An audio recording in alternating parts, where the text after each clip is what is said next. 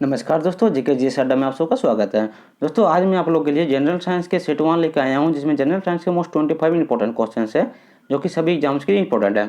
तो फ्रेंड इस वीडियो को पूरा देखिएगा, जिससे कि जनरल साइंस से एग्जाम में प्रश्न पूछा जाए तो आप उसे आसानी से सॉल्व कर पाएँ।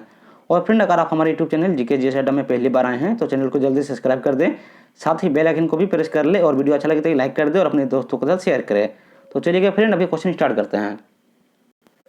फ्रेंड आज का पहला क्वेश्चन, आपकी पहली क्वेश्चन है, अगर हम एक कमरे में चालू फ्रिज रख दें तो कमरे का तापमान क्या होगा। ठीक है, तो अगर हम लोग कमरा में चालू फ्रिज रख देते हैं तो कमरा का जो तापमान होता है वो बढ़ जाता है। तो आपका सही आंसर हो जाएगा फ्रेंड ऑप्शन नंबर ए, तापमान बढ़ जाएगा। ठीक है, ऑप्शन नंबर ए आपका सही आंसर हो जाएगा, तापमान बढ़ जाएगा। नेक्स्ट क्वेश्चन है फ्रेंड, चंद्रमा पर गुरुत्व त्वरण पृथ्वी के गुरुत्व त्वरण का कितना गुना होता है। ठीक है, तो चंद्रमा पर गुरुत्व त्वरण पृथ्वी के गुरुत्व त्वरण का 1/6 गुना होता है। तो आपका राइट आंसर हो जाएगा option number B. Option number B right answer, 1/6 गुना बढ़ जाता है। ठीक है, गुना होता है।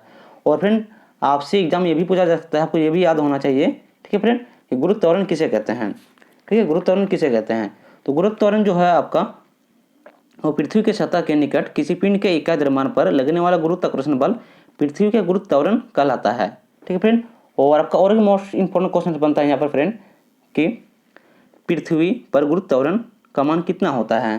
तो ये आपका होता है फ्रेंड 9.8 मीटर पर सेकेंड स्क्वायर। ठीक है, गुरुत्व त्वरण का जो मान होता है पृथ्वी पर कितना होता है, पृथ्वी पर गुरुत्व त्वरण का मान कितना होता है 9.8 मीटर पर सेकेंड स्क्वायर।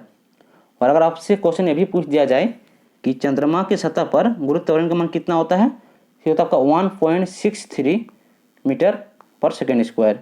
ठीक है, याद रखिएगा, इंपॉर्टेंट क्वेश्चन है। नेक्स्ट क्वेश्चन है फ्रेंड, इंद्रधनुष के बारे में कौन सा कथन गलत है। इसमें आपको बताना कि इंद्रधनुष के बारे में कौन सा इसमें गलत है। ठीक है, तो पहला ऑप्शन देख लेते हैं। पहला ऑप्शन है आपका इंद्रधनुष वर्षा में दिखाई देता है। ये इंद्रधनुष के बारे में आपका राइट आंसर है। कभी कभी दो इंद्रधनुष एक साथ में दिखाई देता है, ये भी इंद्रधनुष के बारे में सही है। ठीक है, उसको बताता है यह सदैव सूर्य की विपरीत दिशा में दिखाई देता है, ये भी आपका इंद्रधनुष के बारे में सही है। तो तीनों जो ऑप्शन दिया हुआ है हमारा, ये तीनों आपका राइट आंसर है इंद्रधनुष के बारे में, तो एक भी आपका गलत नहीं है।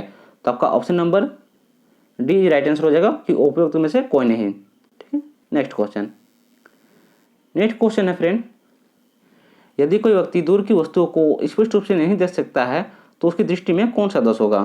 ठीक है, तो यदि कोई व्यक्ति दूर की वस्तु को स्पष्ट रूप से नहीं देख सकता है तो उसको निकट दृष्टि दोष होता है। ठीक है, तो इसका आपका राइट आंसर हो जाएगा फ्रेंड ऑप्शन नंबर बी, निकट दृष्टि दोष। ऑप्शन नंबर बी आपका राइट आंसर हो जाएगा, निकट दृष्टि दोष। और फ्रेंड आप ये भी याद रखिएगा कि दूरदृष्टि दोष किसे कहते हैं।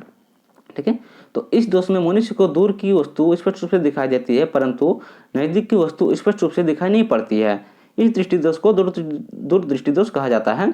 और अगर आप से कोई पूछ दे कि निकट दृष्टि दोष किसे कहते हैं, तो आप ये भी याद रखिएगा कि आंखों का वह दोष जिसमें निकट की चीजें तो साफ साफ दिखाई पड़ती है परंतु दूर की चीजें नहीं दिखाई पड़ती है, उसे निकट दृष्टि दोष कहते हैं।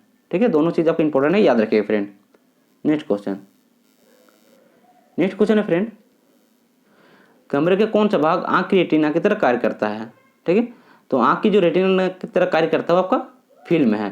तो आपका राइट आंसर हो जाएगा friend option number D, film. Okay, next question है फ्रेंड, कंप्यूटर में प्रयुक्त आईसी चिप सामान्यतः किसकी बनी होती है। ठीक है, तो कंप्यूटर में जो आईसी चिप होती है आपका सिलिकॉन की बना होता है। तो आपका राइट आंसर हो जाएगा फ्रेंड ऑप्शन नंबर ए, सिलिकॉन। तो आपका ऑप्शन नंबर ए आपका सही आंसर हो जाएगा, सिलिकॉन। नेक्स्ट क्वेश्चन है फ्रेंड, डेसिबल किसका मात्रक है। ठीक है, तो डेसिबल जो आपका वो ध्वनि की तीव्रता का मात्रक है।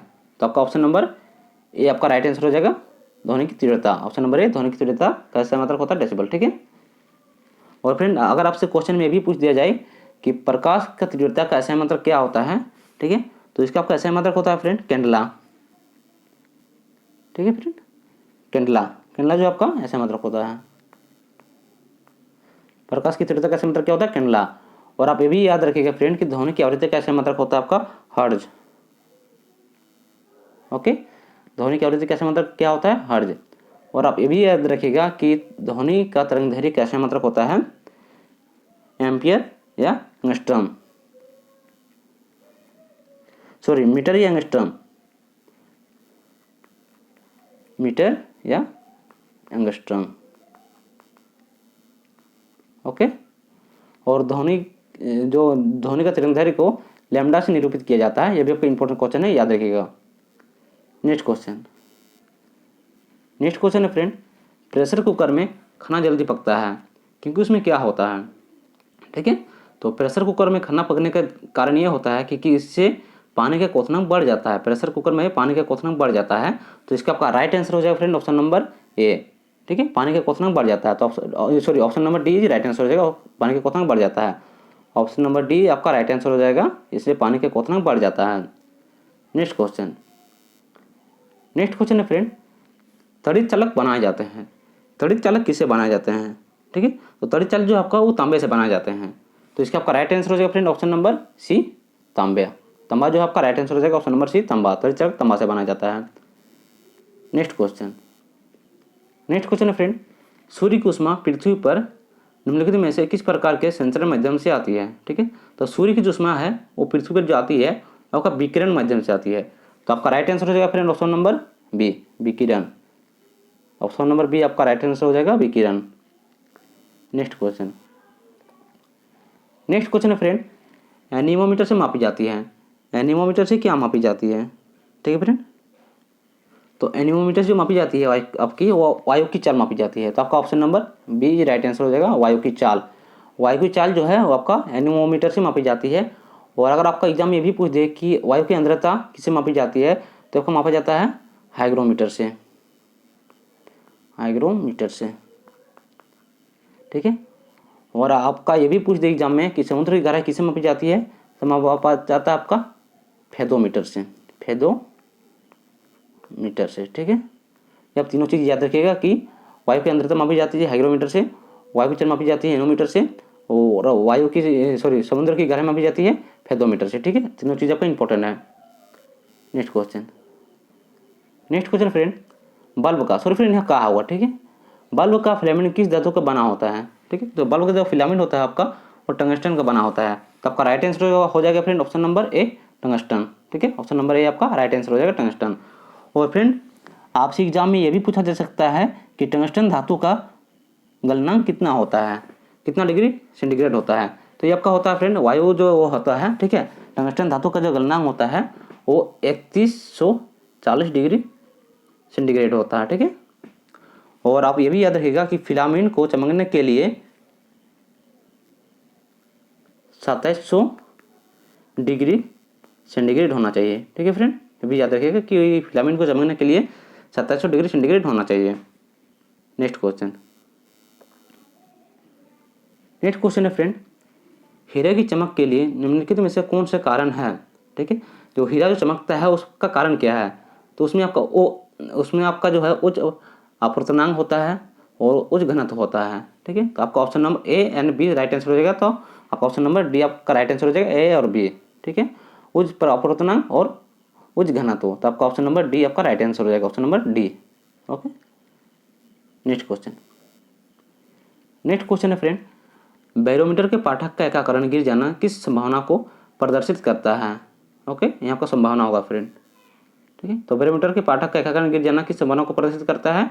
ठीक है, तो बैरोमीटर जो होता है उसका पाठक गिर जाना मतलब आंधी आएगी उसको प्रदर्शित करता है, तो आपका ऑप्शन नंबर सी आपका राइट आंसर हो जाएगा कि आंधी आएगी। तो बैरोमीटर जो होता है, बैरोमीटर पाठक का एकाकरण गिर जाना मतलब आंधी आएगी, तो आपका option number C right answer हो जाएगा। नेक्स्ट क्वेश्चन है फ्रेंड, वर्षा की बूंदें निम्नलिखित में से किसके कारण गोल हो जाती है? ठीक है, तो ये आपका होता है फ्रेंड पृष्ठ तनाव के कारण। तो वर्षा की जो बूंदें होती है आपका पृष्ठ तनाव के कारण गोल हो जाती है, तो आपका ऑप्शन नंबर सी राइट हो जाएगा, option number C is right answer, पृष्ठ तनाव। नेक्स्ट क्वेश्चन है फ्रेंड, ध्वनि की चाल अधिकतम होती है। ध्वनि की चाल अधिकतम किस में होती है? तो ध्वनि की जो चाल है आपका अधिकतम होती है स्टील में, तो आपका राइट आंसर हो जाएगा friend option number D, steel, ठीक है। और अगर आपका एग्जाम में ये भी पूछ दिए कि ध्वनि की चाल न्यूनतम किस में होती है, तो आपका होता है निर्वात में, ठीक है। और इसका आपका शेड्यूल होता है, ठीक है। सबसे पहले आपका ध्वनि की चाल होता है स्टील में, उसके बाद आपका जल में, उसके बाद वायु में, उसके बाद सबसे कम होता है निर्वात में। ये चारों चीज़ आप याद रखिएगा फ्रेंड, ठीक है। नेक्स्ट क्वेश्चन है फ्रेंड, हेनरी किसका मात्रक है? हेनरी जो आपका फ्रेंड वो प्रत्यक्ष का मतलब होता है। तो इसका आपका राइट आंसर हो जाएगा फ्रेंड ऑप्शन नंबर बी, प्रत्यक्ष आपका राइट आंसर हो जाएगा ऑप्शन नंबर बी, प्रत्यक्ष। ठीक है, हेनरी प्रत्यक्ष का मतलब होता है। और आपका इसमें और एक इंपॉर्टेंट क्वेश्चन बनता है फ्रेंड कि धारिता का ऐसा मतलब क्या होता है। ठीक है, तो धारिता का जो ऐसा मतलब होता है वो आपका होता है कूलम पर वोल्ट। ठीक है, और आपसे अगर एग्जाम में ये भी पूछ दिया है कि चुंबकीय क्षेत्र का ऐसा मतलब क्या होता है, तो इसका आपका ऐसा मतलब होता है फ्रेंड एम्पियर पर मीटर। ठीक है, और आप ये भी याद रखिएगा फ्रेंड कि आवृत्ति का ऐसा मतलब होता है हर्ट्ज, जो कि पिछले क्वेश्चन में भी मैं आपको बता चुका हूँ। ठीक है, ये चारों चीज़ आप याद रखिएगा, चारों चीज़ आपका इंपॉर्टेंट है। ठीक है फ्रेंड, चारों चीज़ आपका इंपॉर्टेंट है। नेक्स्ट क्वेश्चन है फ्रेंड कि इसकी ध्वनि का पिच सर्वाधिक होता है। ठीक है, तो ध्वनि का जो पिच होता है सर्वाधिक होता है आपका मच्छर की। तो राइट आंसर हो जाएगा ऑप्शन नंबर बी, मच्छर। ओके फ्रेंड, नेक्स्ट क्वेश्चन है फ्रेंड कौन विद्युत रोधी नहीं है। ठीक है, तो चारकोल जो है आपका वो विद्युत रोधी नहीं है। तो आपका option number C right answer हो जाएगा, charcoal. Option number C is right answer, charcoal. Next question है फ्रेंड रेशम के कीड़े का खाद्य पदार्थ क्या है। ठीक है, खाद्य पदार्थ है मतलब क्या है। तो रेशम का जो कीड़ा है उसका खाद्य पदार्थ होता है शहतूत के पत्ते। ठीक है, आपका बहुत इंपॉर्टेंट क्वेश्चन है फ्रेंड, आपका एग्जाम में पूछा जा सकता है। तो आपका option number B right answer हो जाएगा कि रेशम के कीड़े का खाद्य पदार्थ है आपका शहतूत के पत्ते। Option number B right answer. Okay, शहतूत के पत्ते। नेक्स्ट क्वेश्चन है फ्रेंड त्वचा का मुख्य संगठक कौन है। ठीक है, तो त्वचा का जो मुख्य संगठक होता है आपका वो कोलेजन होता है। ठीक है, और कोलेजन क्या है ये आप जान लीजिए। कोलेजन जो है ये एक स्वाभाविक रूप से प्रोटीन है और ये जानवरों में विशेष रूप से पाया जाता है। ठीक है, और आप ये भी याद रखिएगा फ्रेंड कि प्रोटीन सामग्री का लगभग 25% से 35% तक ये अंश बनाता है। ठीक है, जानवरों में। नेक्स्ट क्वेश्चन, अगला क्वेश्चन है फ्रेंड निम्नलिखित में से कौन सा पदार्थ प्रत्येक जीवित कोशिकाओं में पाया जाता है। ठीक है, तो जो प्रत्येक जीवित कोशिका होता है उसमें पाया जाता है।